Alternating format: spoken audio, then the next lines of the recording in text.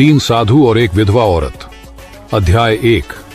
अंधकार में गिरी नारी। बहुत समय पहले की बात है। एक सुदूर गांव था जिसका नाम था शांतिपुर। यह गांव पहाड़ों और घने जंगलों से घिरा हुआ था।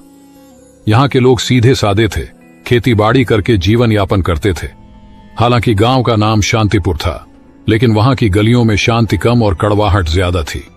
यह गांव अंधविश्वास और सामाजिक कुरीतियों में जकड़ा हुआ था। इसी गांव में रहती थी एक स्त्री जिसका नाम था सुमित्रा। सुमित्रा एक विधवा थी। उसके पति की मृत्यु हुए 3 वर्ष बीत चुके थे। जब उसके पति हरिप्रसाद की बीमारी से मौत हुई, तब से उसके जीवन में सिवाय आंसुओं और तानों के कुछ भी नहीं बचा था। हरिप्रसाद गांव के एक साधारण किसान थे। उनका घर छोटा सा था, मगर उसमें सुमित्रा के साथ उनका प्यार और आपसी समझदारी बसती थी। मगर जैसे ही हरिप्रसाद की मृत्यु हुई, सुमित्रा का संसार अंधकार में डूब गया। गांव वाले उसे एक अशुभ स्त्री मानने लगे। गांव की औरतें उसके साथ उठने बैठने से कतरातीं। पुरुष उसे तानों और अपमान से नवाजते। बच्चों को कहा जाता कि सुमित्रा के घर के पास भी न जाए। हर सुबह जब सुमित्रा गांव के कुएं पर पानी भरने जाती, तो औरतें आपस में फुसफुसातीं, देखो ये अभागन आ गई। जिसके पांव जहां पड़ जाते हैं वहां कुछ अशुभ ही होता है। सुमित्रा ने कई बार इन तानों को अनसुना करने की कोशिश की, मगर उनकी बातों के कांटे उसके दिल को चीरते रहे। रातें उसके लिए और भी कठिन होती। जब पूरा गांव गहरी नींद में सो जाता, सुमित्रा आंगन में बैठकर आसमान की ओर देखती। चांद की चांदनी उसकी आंखों में आंसू भर देती। वह अक्सर अपने पति की तस्वीर के आगे दीप जलाकर रोती और भगवान से पूछती, आखिर मैंने कौन सा पाप किया है जो मेरा जीवन इस तरह नर्क बन गया। कई बार उसने गांव छोड़कर जाने की भी सोची, मगर कहां जाती। उसके माता पिता बहुत पहले ही चल बसे थे। भाई बहनों ने उसके विधवा होते ही मुंह फेर लिया। एक दिन जब सुमित्रा अपनी टूटी फूटी झोपड़ी के बाहर बैठी थी, तभी उसने देखा कि गांव के बाहर वाले रास्ते पर 3 साधु चले आ रहे हैं। वे सफेद दाढ़ी वाले, भगवा वस्त्र पहने हुए थे। उनके चेहरे पर तेज था, मगर आंखों में एक अजीब सा रहस्य झलक रहा था। गांव वालों ने उन साधुओं को देखते ही उनके चारों ओर घेरा बना लिया। सभी ने उनके पांव छुए और आशीर्वाद मांगा। गांव के मुखिया ने साधुओं से विनती की, महाराज कृपया हमारे गांव में कुछ दिन रुकें, हमें आपका आशीर्वाद चाहिए। साधुओं ने गांव में रुकने के लिए हामी भर दी, लेकिन फिर उनकी नजर सुमित्रा पर पड़ी। उनमें से सबसे वृद्ध साधु ने सुमित्रा को देखते ही कहा, यह स्त्री दुख से घिरी है, मगर इसके भाग्य में कुछ अनोखा लिखा है। गांव वाले यह सुनकर चौंक गए। उन्हें विश्वास नहीं हो रहा था कि वही सुमित्रा, जिसे वे अशुभ मानते थे, उसके भाग्य में कुछ खास हो सकता है। सुमित्रा खुद भी हैरान थी। उसके मन में सवाल उठे, आखिर ये साधु कौन है और मेरे भाग्य के बारे में ऐसा क्यों कह रहे हैं। तीनों साधु गांव के बीचों बीच स्थित एक पुराने मंदिर में ठहरे। यह मंदिर वर्षों से वीरान पड़ा था, मगर साधुओं के आते ही वहां रौनक लौट आई। गांव वाले उन्हें देखने के लिए रोज वहां पहुंचते और उनके प्रवचनों को सुनते। सुमित्रा भी मंदिर के बाहर खड़ी होकर साधुओं की बातें सुनती, लेकिन गांव के लोग उसे भीतर जाने नहीं देते थे। एक दिन जब सभी लोग प्रवचन सुन रहे थे, तब सबसे वृद्ध साधु ने कहा, हर व्यक्ति के जीवन में दुख आते हैं, लेकिन केवल वही व्यक्ति अपने भाग्य को बदल सकता है जो अपने भीतर छिपे रहस्य को पहचान ले। सुमित्रा को यह सुनकर अजीब लगा। वह सोचने लगी, क्या मैं अपने दुख को दूर कर सकती हूं? क्या मैं भी अपने भाग्य को बदल सकती हूं? 3 साधु कौन थे? तीनों साधु साधारण व्यक्ति नहीं थे। उनकी आंखों में गहरी समझ थी और उनके शब्दों में अपार शक्ति। 1 पहले साधु का नाम था ज्ञानानंद। वे आध्यात्मिक ज्ञान के झाता थे। उनका कहना था कि दुनिया में कोई भी दुख तब तक समाप्त नहीं हो सकता जब तक मनुष्य स्वयं को नहीं पहचान लेता। 2 दूसरे साधु का नाम था कर्मानंद। वे कर्म के सिद्धांत को मानते थे। उनका कहना था कि भाग्य से बड़ा केवल कर्म होता है। यदि किसी का जीवन अंधकारमय है, तो उसे केवल अपने कर्मों से ही रोशनी में बदला जा सकता है। 3 तीसरे साधु का नाम था ध्यानानंद। वे साधना और ध्यान के मार्ग पर चलते थे। उनका कहना था कि आत्मा को शांत करके, मन को नियंत्रित करके कोई भी व्यक्ति अपने दुखों से मुक्ति पा सकता है। रात के समय जब गांव वाले अपने घर चले गए, तो सुमित्रा मंदिर के पास आई। उसे विश्वास नहीं हो रहा था कि तीनों साधु सच में उससे मिलना चाहते हैं। जैसे ही वह मंदिर के अंदर पहुंची, तीनों साधु उसकी ओर देखने लगे। कुछ देर तक कोई कुछ नहीं बोला। फिर ज्ञानानंद बोले, तुम हमें क्यों ढूंढ रही हो पुत्री? सुमित्रा कांपते हुए बोली, मुझे कुछ समझ नहीं आता। मैं बस यह जानना चाहती हूं कि मेरे जीवन में इतना दुहक क्यों है। मैंने किसी का क्या बिगाड़ा है? तीनों साधु मुस्कुराए। कर्मानंद ने कहा, दुनिया में कोई भी दुख बिना कारण नहीं आता। तुमने अपने पूर्व जन्मों में जो किया है उसका ही परिणाम तुम्हें इस जन्म में मिला है। लेकिन घबराओ मत, क्योंकि हर कर्म को नए कर्मों से बदला जा सकता है। सुमित्रा ने आंखें भरते हुए पूछा, क्या मैं अपना भाग्य बदल सकती हूं? ध्यानानंद ने धीरे से उत्तर दिया, हाँ, लेकिन उसके लिए तुम्हें परीक्षा देनी होगी। क्या तुम तैयार हो? सुमित्रा ने बिना कुछ सोचे जवाब दिया, मैं तैयार हूं। तीनों साधु एक दूसरे की ओर देखने लगे। यह देखकर ऐसा लग रहा था जैसे वे किसी रहस्य को जानते हों। ज्ञानानंद ने कहा, तो फिर कल सूरज उगने से पहले तुम जंगल के पास वाले पीपल के पेड़ के नीचे आओ। वहां से तुम्हारी यात्रा शुरू होगी। सुमित्रा को कुछ समझ नहीं आया, मगर उसने सिर हिलाकर हामी भर दी। गांव में फैली अफवाह अगले दिन गांव में यह खबर आग की तरह फैल गई कि तीनों साधुओं ने सुमित्रा को जंगल में बुलाया है।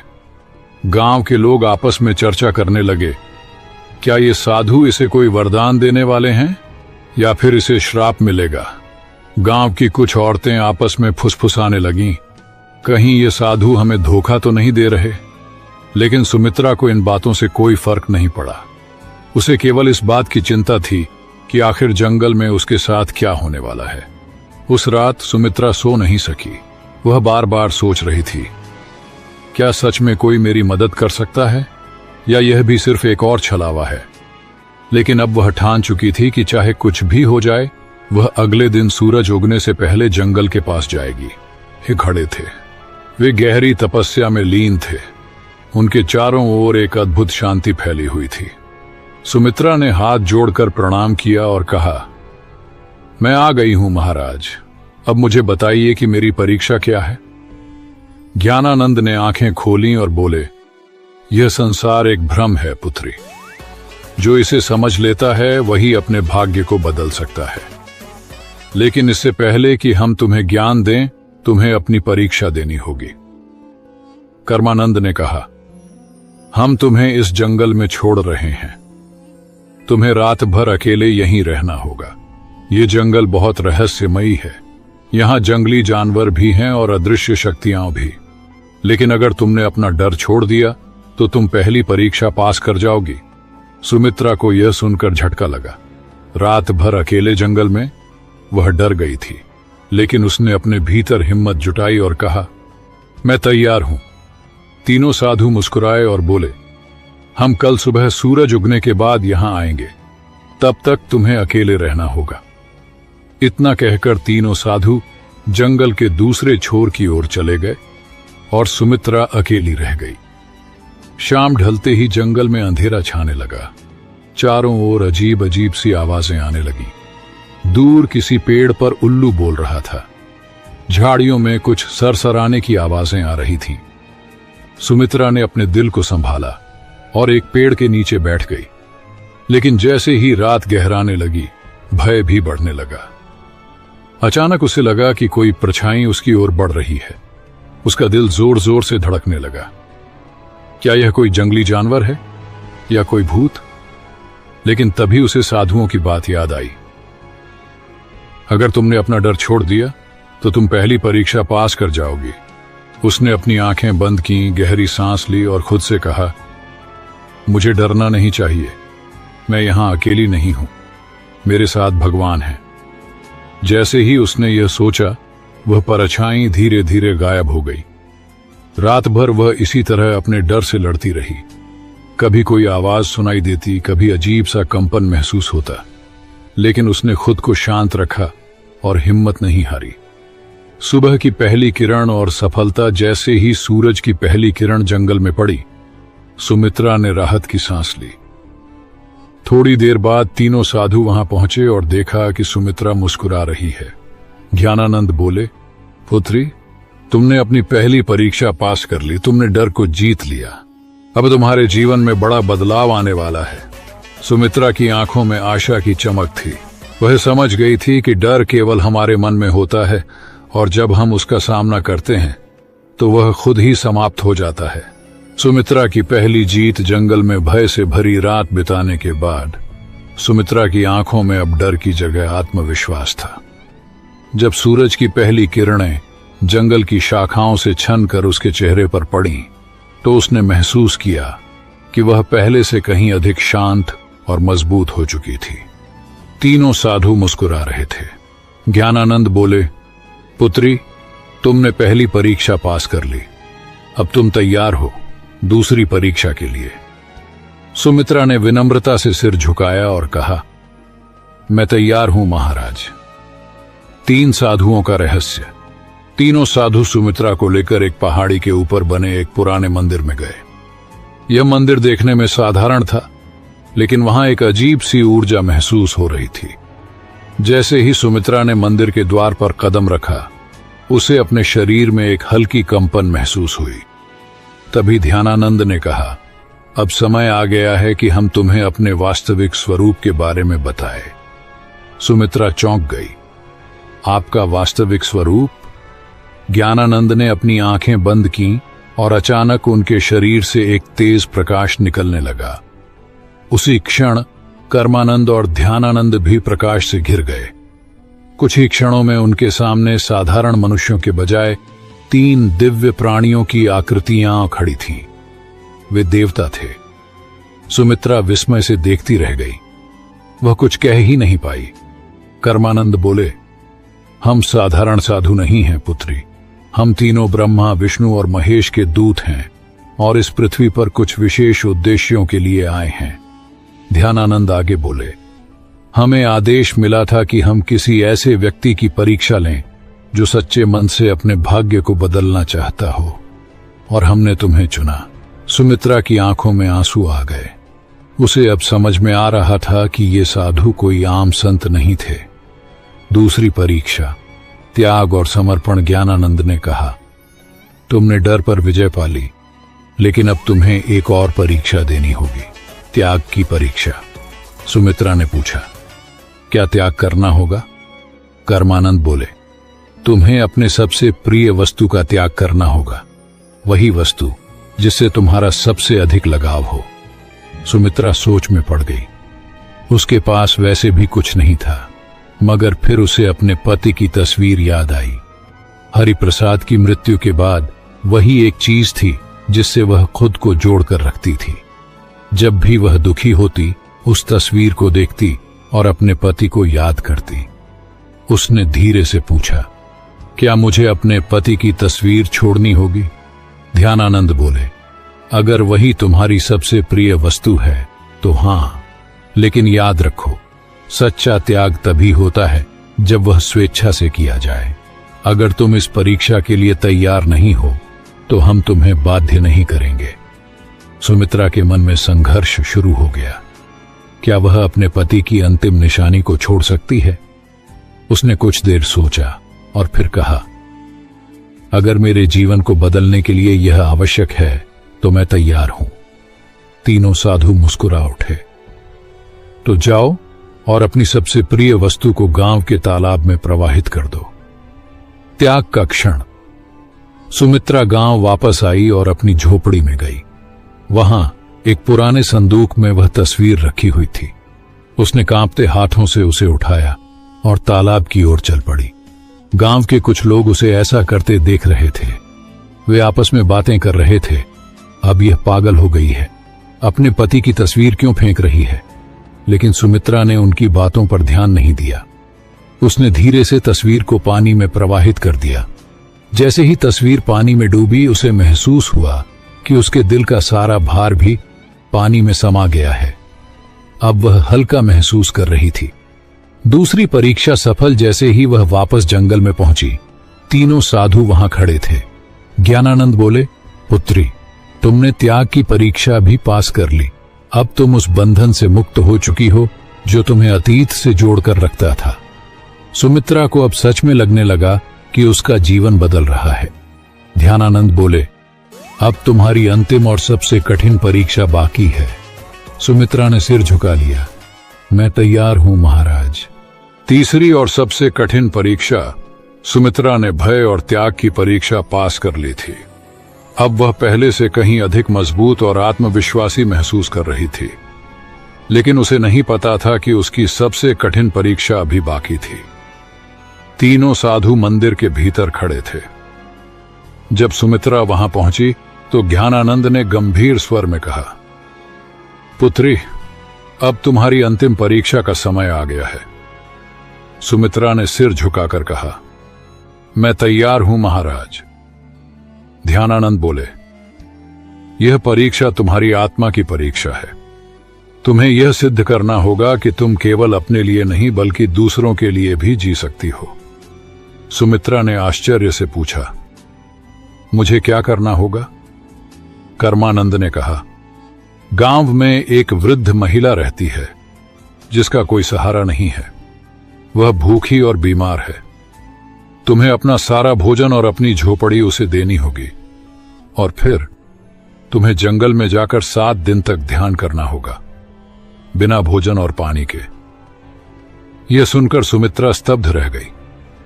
अपना घर और भोजन छोड़ दूं और फिर 7 दिन बिना कुछ खाए पिए ध्यान करूं? यह परीक्षा किसी भी अन्य परीक्षा से अधिक कठिन थी। मन का संघर्ष। सुमित्रा की आंखों के सामने उसकी झोपड़ी का दृश्य आ गया। यह घर उसका अंतिम सहारा था। अगर उसने इसे छोड़ दिया तो वह कहां जाएगी? लेकिन फिर उसे साधुओं की बातें याद आईं। अगर तुमने यह परीक्षा पास कर ली तो तुम्हारा जीवन पूरी तरह बदल जाएगा। सुमित्रा ने अपने भीतर झांका और फैसला किया, ठीक है महाराज, मैं यह करने के लिए तैयार हूं। सब कुछ छोड़ना सुमित्रा गांव लौटी और अपनी झोपड़ी उस वृद्ध महिला को दे दी। उसने अपने बचे खुचे भोजन को भी उसे सौंप दिया। गांव के लोग यह देखकर हैरान थे। ये क्या कर रही है? अपना सब कुछ क्यों छोड़ रही है? लेकिन सुमित्रा ने किसी की बातों पर ध्यान नहीं दिया।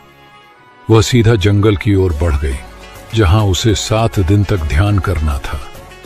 7 दिन का कठिन ध्यान। पहला दिन बीता और सुमित्रा को बहुत भूख लगी, लेकिन उसने अपनी चेतना को भटकने नहीं दिया। उसने अपनी आंखें बंद की और साधुओं के दिए हुए मंत्रों का जाप करने लगी। दूसरे दिन उसे प्यास ने सताना शुरू किया, लेकिन उसने पानी की इच्छा को भी त्याग दिया और ध्यान में लगी रही। तीसरे दिन उसके शरीर में कमजोरी आने लगी, लेकिन उसने हार नहीं मानी। चौथे दिन उसे लगा कि वह अब और नहीं सह पाएगी, लेकिन तभी उसे साधुओं की बातें याद आईं।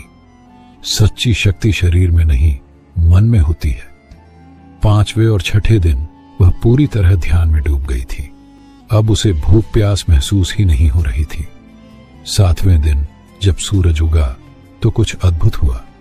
सुमित्रा की आत्मा एक नई ऊर्जा से भर गई थी। उसे महसूस हो रहा था जैसे वह एक साधारण स्त्री नहीं रही, बल्कि एक दिव्य शक्ति से जुड़ चुकी है। सुमित्रा का रूपांतरण जब 7वां दिन पूरा हुआ तो तीनों साधु उसके सामने प्रकट हुए। ज्ञानानंद बोले, पुत्री, तुमने अपनी अंतिम परीक्षा भी पास कर ली। अब तुम केवल एक साधारण विधवा नहीं हो, बल्कि एक सशक्त आत्मा बन चुकी हो। कर्मानंद बोले, तुम्हारे भीतर अब वह शक्ति आ गई है जिससे तुम न केवल अपना बल्कि दूसरों का भी भाग्य बदल सकती हो। ध्यानानंद ने अपने हाथ उठाए और कहा, तुम्हें आशीर्वाद देते हैं कि अब से तुम्हारी जिंदगी सुख, शांति और सम्मान से भरी होगी। सुमित्रा के चारों ओर एक सुनहरी रोशनी फैल गई। उसने आंखें बंद कर लीं और जब खोली तो वह पहले से कहीं अधिक शांत, मजबूत और तेजस्वी महसूस कर रही थी। गांव में वापसी और सम्मान। जब सुमित्रा गांव लौटी तो गांव वाले उसे देखकर चौंक गए। अब वह कोई दुखी विधवा नहीं थी। उसके चेहरे पर दिव्यता थी। उसकी आंखों में आत्मविश्वास था। गांव के लोगों ने उसे पहले तिरस्कृत किया था, लेकिन अब वे उसके पास आकर उसके चरण छूने लगे। मां, हमें क्षमा करो, हमने तुम्हारा अपमान किया था, लेकिन अब हमें समझ आ गया कि तुम कोई साधारण स्त्री नहीं हो।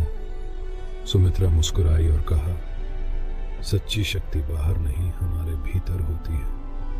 जब हम अपने डर, अपने मोह और अपने अहंकार को त्याग देते हैं, तभी हम असली शक्ति को प्राप्त कर सकते हैं। गांव वालों ने उसे गांव की सम्माननीय महिला घोषित कर दिया। अब वह पूरे गांव की मार्गदर्शक बन गई थी।